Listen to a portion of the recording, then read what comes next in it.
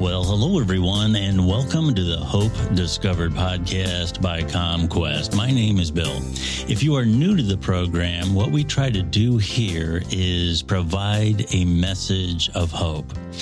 And this is often centered in the message that recovery is possible, whether it's mental health, addiction recovery, and various number of other things. There's hope and recovery is possible. Our topic today is going to be the Family Education and Support Group. Family members of people suffering from addiction can struggle with lives full of chaos and turmoil, and often experience a complicated mix of feelings, including guilt, grief, confusion, anger, frustration, and hopelessness. And we certainly don't want that. The Family Education and Support Group can help you understand these feelings and provide you with loving support. Meetings are free and open to the public. Your loved one does not need to be a CommQuest client or in treatment. These groups are in an open discussion format and no appointment is needed. These meetings happen at Market Avenue Outpatient. This is of CommQuest, of course, 1341 Market Avenue North, and we'll be talking about the location throughout our podcast today. The meetings happen Tuesdays from 5:30 until 7 p.m. Simply walk in, check in at the front desk for directions to the meeting room. With us today, we have two guests who are key members of this group in terms of facilitating it. The first one is Kara Vogt. Kara, welcome to the podcast. Thank you, Bill. And also Gil Goodwin. How are you, Gil? I'm doing great. Thanks, Bill. Awesome. Kara is the co-founder of the Father's Motorcycle Poker Run. She is a 7-year member of the Stark County Opiate Task Force, a volunteer, and a parent of a person in recovery. Gil is a chaplain and a pastor and a member of the staff here at CommQuest. Let's talk a little bit about the group and how you got involved in it. Let's start with Gil. How did you get involved with this group? I was asked several years ago to help facilitate it. There was a need at the time. I was working closely with a counselor that was leading the group, and schedules changed. And since it's something that I have a heart and a passion for, I think it was a good fit, and started to help and volunteer with the group. Awesome. Kara? I came into the group in 2014. At that time, my loved one was actively in addiction, and we had actually called CommQuest to get some information about services for him, and we were told about the family education group. And my husband got caught on that word education and missed the support group part, so he decided it was a good idea to go there. Had he heard support group, he might not have gone. Right. But we made our way into that first meeting, and it was exactly what I needed, and I've been coming back ever since. And now I come back because I like to be able to share what I have learned from the group and the peace that I have found in my life. Right. Through the group with other people. That is fantastic. Let's stay with that. In some general terms, how does having a family member struggling from addiction impact a person? I think it impacts a person in just about every way it is possible to impact a person. Emotionally, physically. You touched on a lot of the feelings there in your introduction, but it, especially in my case, dealing with an adult child, it just infiltrates every single aspect of your life. When I was at home, I wanted to be somewhere else because I had to deal with the chaos and the drama and the heartbreak that was going on there. And then when I was somewhere else, all I could think about was what was going on at home in my absence, or what was going to be going on at home when I got there at the end of the day. The other relationships in the family were suffering as a result. Not only were we at odds with our child, we were at odds with each other. We were arguing all the time. It was just it was almost a war zone. Sure. In my house at that point. Gil. I would totally agree with everything that Kara said. Unfortunately, I think it's an emotional roller coaster for so many people, and the feelings and the emotions they go through, anywhere from feeling guilty, stressed, anxiety, frustrated, anger, and probably two of the biggest emotions that I think so many family members experience is just a sense of hopelessness and a sense of helplessness. Sure. Let's talk a little bit about the 3 C's. All right. And they are, in very simple terms, you didn't cause it, you can't control it, and you can't cure it. I'll stay with you, Gil, on this. Yeah, I think especially for family members, I think it's a hard concept to grasp because I think a lot of times we feel like maybe we did cause it as a parent. We weren't, we didn't measure up, and we weren't the parents that we wanted to be, and that we can control it. There's things that we can say or do that'll help control it, and through that, maybe we can be a part of curing it. And it's just not the case. Unfortunately, it's not. And as someone that's in recovery and have lost family members, unfortunately, from alcohol and drug addiction, the one thing that I've really learned to live by, and it can be very difficult, is the Serenity Prayer. God, grant me the serenity to accept the things I can't change, courage to change the things I can, and the wisdom to know the difference. And this support group and other groups like it, I think, really help people have an understanding of that. Yes.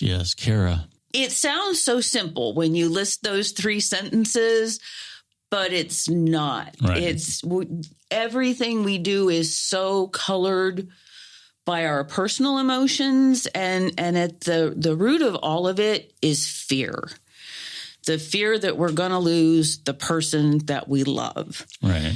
And I remember when we first found out about our child's addiction, the first thing my husband said to me was, "It's not your fault," because he knows my mind, because that was the first place I went. Sure. What did I do wrong? So he told me, "It's not your fault." He said, "It's my fault." And I'm like, "No, it's not your fault either." I'm like, it can't be. If it's not my fault, it's not your fault. And although you understand that intellectually, you don't feel it, especially coming from the standpoint of a parent. That's your job, to mold this person. So if the person didn't fit the mold, maybe you didn't do your job right. Of course, that's not true. I know now that is not true. I both know it intellectually and emotionally that is not true. But if you caused it, then there's a chance that perhaps you also can cure it. Correct. And that, I think, is the other thing we really want to know, that there is something we did that we can go back and undo or make amends for, and that's going to cure the problem. Sure.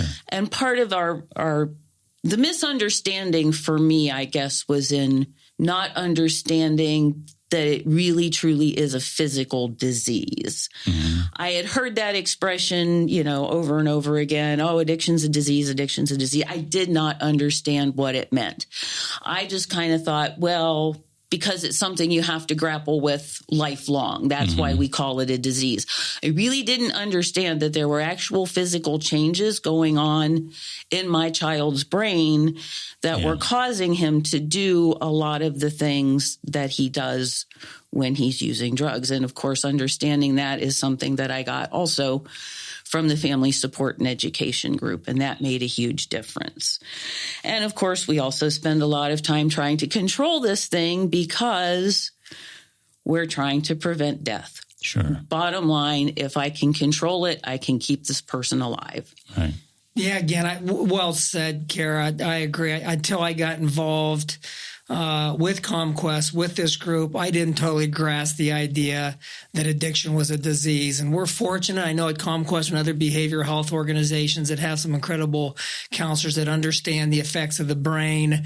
But I'm not going to get into all that, but that it is a disease. And when so many family members don't understand that. They think it's poor choices, bad decisions. They can't grasp the fact that it is actually a disease. And once you grasp that and you understand understand it, then I think it does help you to let go of some of the things that go on and what happens in the addict's life and stuff like that, and that you don't have the ability to control it or to cure it. Gil, I know you've talked to a lot of people concerning these matters. Aside from the imposed guilt that people put on themselves, which is pretty natural for most people, what is the hardest thing about a family member to accept? That's a really good question. I think it's going to depend on the family member. I think each family member is going to deal with it differently. I think it's going to depend also on the loved one that's in your life, the addiction that they're struggling with, because we're all wired differently. I would say for myself, family members, friends, wonderful clients at CommQuest that I've dealt with, I would say the hardest thing for me and the majority of the people that I would say I've been around would be the control thing. It's, we think that if there's something we say or do, and there are things that we can do to make a difference, but I think control is difficult. I know for me, that's something I want to control. I want to be able to control the situation, and I can't. I have to let go. And then again, I go back to the Serenity Prayer that really speaks into my life. And I love what Kara said. It's easy to say it, but sometimes it's very, very difficult to live it. I've always said for myself personally, I believe God's granted me the courage, but I'm not so sure I'm real good when it comes to the serenity and the wisdom part. So yes. I would agree with what Gil says, just what I have seen through the years in the group. The control is the hardest thing to let go of. I was able to accept that I couldn't cause it. And once I understood that it really was a physical disease, I was able to understand that I couldn't cure it. I'm not a doctor. I'm not a medical person. Therefore, I cannot cure a disease. Mm-hmm. But I still felt like I should be able, if I just controlled his behavior. Mm-hmm. In other words, if I just told him where to go and when to go there and what to do when he got there, he'd learn the steps. And then the other side of control is I also thought then he should just be able to control himself, his quote unquote behavior, because again, before education, we're thinking this is behavioral and not an actual physical disease process. Yeah. And so control trips us up on both ends of the spectrum, both in our own behavior and in the behavior that we expect the addicted person to be able to do. And we're pretty much wrong on both counts. Yes. I'm going to stay with you on this next point because, having a family member involved, we often talk about on this program stigma. A lot of times stigma can prevent someone who is suffering from addiction from seeking help because they're afraid they're going to be judged or, it's going to cause them problems at work or what have you. When it's a family member, do you feel it? Do you feel, for example, the community saying, well, their son was in a lot of trouble? Do you feel that stigma and how people sometimes can judge you when you have that problem in your family? I have been very fortunate in my personal experience. I have not really experienced stigma from other people. I was very lucky that I had family members who were very supportive from the beginning. I had a good group of coworkers with whom I'd been friends for many, many years, who knew, they had known my son since he was 3 years old. So they knew what kind of family we are, what kind of a parent I were, and nobody judged me. Mm-hmm. I judged myself more than other people did. And of course, once we started the Father's Motorcycle Poker Run, we're pretty much standing out in parking lots all over the county with this big sign over our heads that says, ask me about my experiences with heroin addiction. So we really owned it. I personally owned it. Once I really got it in my head that this was not my fault, I was able to own it. My husband, for a long time, he was kind of ashamed and also still thinking that it was his fault. And of course, when we started having these conversations with people about 2015, it was whispers. People would see the sign about the motorcycle run, and they'd come up and they kind of pull you aside and whisper in your ear, yeah, that's in my family too. And then once you start to talk to them and say, yes, me too, I know what you're going through, and the floodgates just open. Yes. But it did prevent us from seeking support for a while. The other part of that was not so much being ashamed of what was going on in my family, but just being ashamed that I was not strong enough to handle it on my own. And I wasn't. I was a mess. I was falling apart. And then it also, again, because I didn't really understand the disease of addiction, I was also kind of stigmatizing our own family by looking at my son, and I'm thinking, he's a really smart kid. This can't be what I see in other people. Like, he's too smart for this. My son is not going to be one of those people standing on the corner with a cardboard sign. And then one day I found the cardboard sign in his room. So I had to face the fact that I was actually kind of stigmatizing other people's situations in comparison to mine. So again, a two-way street on the stigma issue, I think, as much as with the control issue. Sure. Gil, I was going to say you most certainly have talked to a lot of people, and I for one, I've known a number of people who've had children, family members, and they almost want to hang their head when they go to work, having this going on in their family. Well, how would you address that? I think, and again, excellent question, Bill. I think, and Kara, again, I think really nailed it.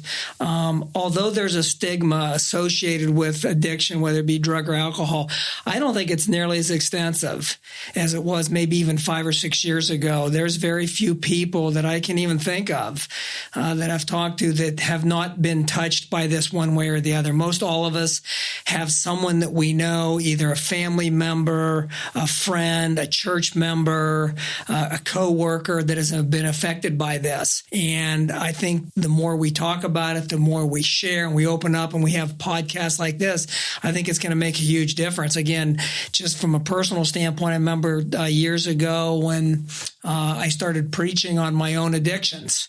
It was amazing. I think Kara touched on it. It's amazing how many people then would open up and come to me and talk about this, their own personal problem, their family member and stuff like that. And I think the more we talk about it, the more podcasts and things that we do like this, the awareness is greater now than ever. I believe that. And because of that, and everybody's been touched by this epidemic, which I believe it is, I think the stigma starts to diminish. Sure.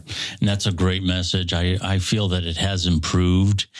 There's no reason, for example, if your family member breaks an arm, that you would want to hang your head when you go to get help. And there's absolutely no reason when there's a mental health issue or an addiction issue. These are things that can happen much more easily than what a lot of people anticipated in years past. It doesn't take much for those triggers to get pulled. There's 3 important things to remember. And one of them is addiction is a disease.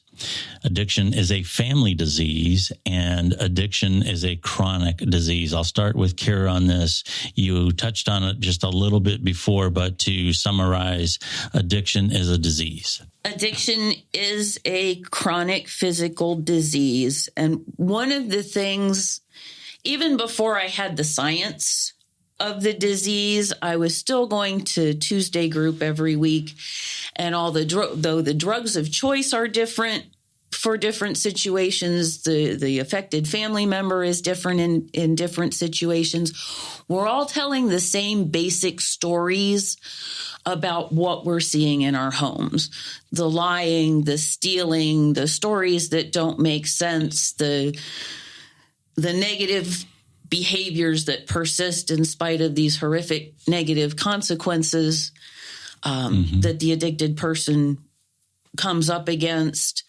the same physical and emotional impact on the family members. We're all dealing with stress and anxiety and depression and grief. And so all of these things run the gamut no matter what. And to me, if you tell me you have a runny nose and a cough, my first thought is you must have, well, my first thought used to be you must have a cold. If you come to me and you tell me that you think your child is using drugs and you're seeing, your possessions are disappearing and money's leaving your wallet and all of these strange people are coming to your house at all hours of the night, I'm going to say, you know what? Those sound to me like symptoms of a disease process. Sure. Gil, I'm going to go to you on addiction as a family disease. And of course, we've touched on that. But to get into it more specifically, the best way that when I was researching this podcast, one of the things that came up to me to equate this to is being a caregiver. I don't know if a lot of our audience members have necessarily had a chronic illness in their family, someone who needs 24-hour attention, but it can really, the stress of that can really impact you. And in a lot of cases, parents have their children get to a certain age where they feel that they don't need to watch them 24 hours a day anymore. They feel that the day is going to come when their children are going to take care of them. Now, all of a sudden, they are in the role of a caregiver again.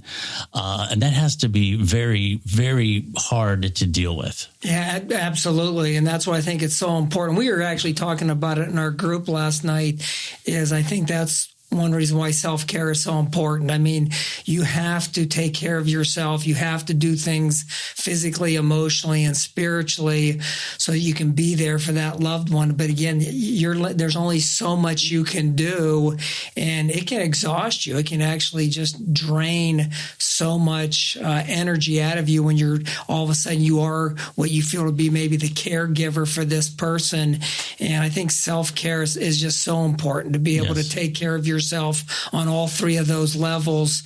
And I think that's why it's so important to be involved in a group like this. And I know we're going to touch on that, but we all need a loving, supportive group that can help us deal with the person that we love that's struggling with addiction, and help us, to set those boundaries and not enable them, but still be there and meet them and love them at their point of need. Absolutely. Yeah. If I could follow up on that. Somebody once told me in relation to self-care as a family member, it's like being on when you're on the airplane and it's in trouble and they drop the oxygen masks, they always tell you, put yours on first before you help the person beside you. Because if you're passed out, you're no good to anyone else. And that feels wrong sometimes. Like your instinct is, I need to help the other person first and put myself on the back burner because they're in bigger trouble. But if you're going down, then it's just a matter of you're both going down. Nobody is surviving. Absolutely. And that's such an important message for any caregiver. I've known a lot of people who have dealt with people who are dying of cancer, and they want to feel like, well, I got to be there for them, all the time. And they don't realize I have to step back and take care of myself. And that is true with addiction, mental illness. These other things can be very frustrating. And there comes a time when you have to take a step back and take care of yourself. So that's an absolutely very important message. I want to stay with you on this, Kara. Addiction is a chronic disease, and I feel what I hear when I hear that is that there is no magic pill. It's not something that in 5 minutes you're going to go to a counseling session and you're going to be okay. It's something that you have to commit to and be aware that it could be a long ride. Is that correct? Exactly. And that was one of the things, again, where I sort of stigmatized my own family in the beginning by thinking, we're not like these other people that go through this and their loved one goes to rehab over and over and over again and, quote, just doesn't get it. When these stupid words actually came out of my mouth after my son completed his first stint at rehab, I looked at my husband and I went, well, thank God that's over. It wasn't over. That was the first of many, many ups and downs and trips to various facilities. It's something that my son will have to deal with for the rest of his life. And it's something that my family will have to perhaps not deal with actively in the sense of the crazy place we were when this all started, but it's still something that I have to be aware of. I have to always keep in mind, what are the signs? What are the symptoms I need to look for?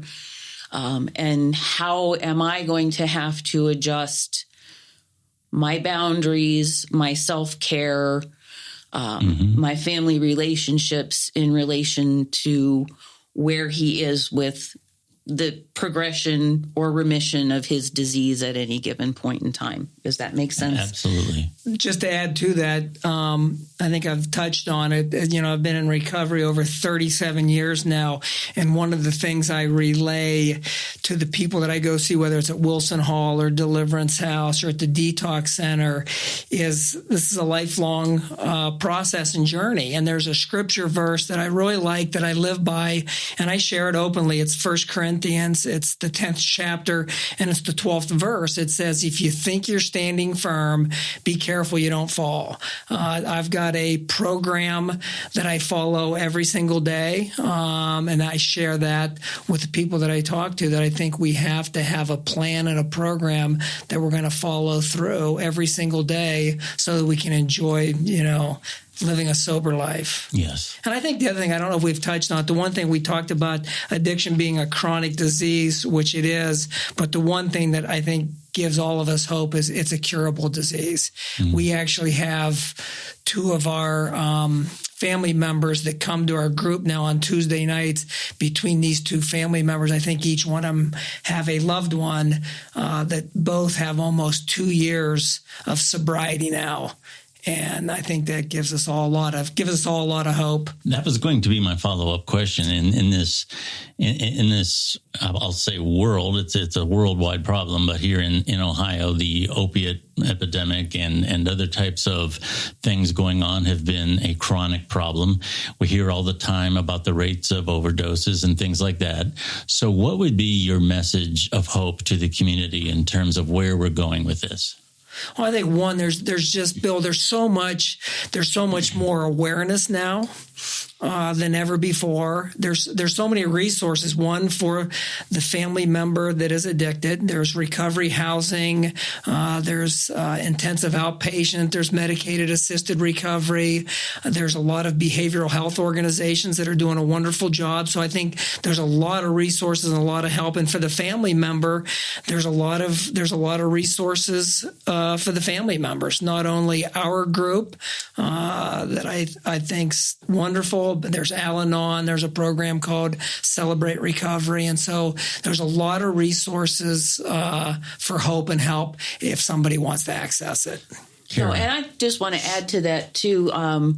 There are different ways to access those resources. Gil specifically mentioned Al-Anon, and there are places that have virtual options for the family support program. So even if you don't necessarily feel comfortable walking into a room full of strangers, there are other ways you can kind of get your feet wet and get that process started without necessarily leaving your house. Sure. That's great information. That was going to be my next question. So you covered that. I always want to plug StarkHeroinEpidemic.org. That's the public service resource addiction website, which is co-funded by CommQuest Services and the Father's Motorcycle Poker Run. We've had that site up and running since 2016. It is a complete resource guide for both addiction recovery and family support and social support in Stark County. So again, StarkHeroinEpidemic.org. It has services specifically for veterans in recovery. It has family support. It has links to educational articles. It has where to get Narcan kits, where to find treatment. And then we also have support services for people in recovery who may need access to low-cost medical or dental care, pregnancy support, what we call common goods, which is food, clothing, and housing needs, job training and mentoring programs, and recovery support groups such as AA, NA, CA, all of the A's in the 12-step program. So all of that information is in one spot. As I mentioned at the top of the podcast, the group meets at Market Avenue Outpatient, which is at 1341 Market Avenue North in Canton, Ohio. The times are Tuesday from 5:30 p.m. until 7 p.m. Kara, what's it like to walk in there for the first time? It was nerve-wracking and it was a little scary, but I was in such a mess, I needed to do something. And I walked into CommQuest and I went to the front desk, and the very nice lady said, walked me upstairs and pretty much parked me in the room. And I was greeted very warmly by the people who were there, and everybody who walked in did not look at me like I had bad mother horns growing out of my head. Instead, they welcomed me, introduced themselves, started to ask me even a little bit about why I was there before the meeting actually started. Typically, what we do when we have a new member is the old members will introduce ourselves. We'll tell them a little bit about our story and what we've gotten out of the group. And then we just give the new person a chance to, if they choose to, either just to listen for that first time or to tell us about their story. Usually what happens is they start out a little reluctant. And once they start to spill it, they spill it all. Like I literally sat and probably cried for half an hour and spilled every stupid thing that I'd been going through and doing and feeling for about half an hour, and they just let me do it. Yeah, I'll follow up with you on Gil on that. My guess is walking in there is just like anything else. It's the first time taking that jump, and then afterwards you might say to yourself, "Why did I wait so long to do this?" Absolutely. So many people that need to be in a group like this don't come because of nerves, everything, the emotions they're going through. But when they walk down that hallway and they walk into the room, almost immediately, I've seen it time and time again since I've been associated with this group, their defense mechanisms come down. They realize they're in a room with other people that truly empathize with their situation. They feel loved. They don't feel judged. They're received with open arms. And they probably realize in most cases, I should have done this a long time ago. And that's why we're here today, to really promote the group, because the alcohol and drug epidemic is extensive. Mm-hmm. And the family members that are affected by it are extensive. And they need to be a part of a group, but they need to be a part of a group where they really feel they belong, they're loved, and they're going to get the tools and the help that they need. And I guarantee you, this group of people that meet at this group, and I'm speaking on behalf of them, I was touched by it when I got involved and got to be a part of it, because it's helped me in a lot of areas. And there's nothing like being around a group of people who have walked in your shoes and really understand what you're going through. Absolutely. And I'd like to just add one more thing. That first meeting, I didn't come away with all the answers. I didn't come away with a solution to the problem or anywhere near all of the tools I was going to need.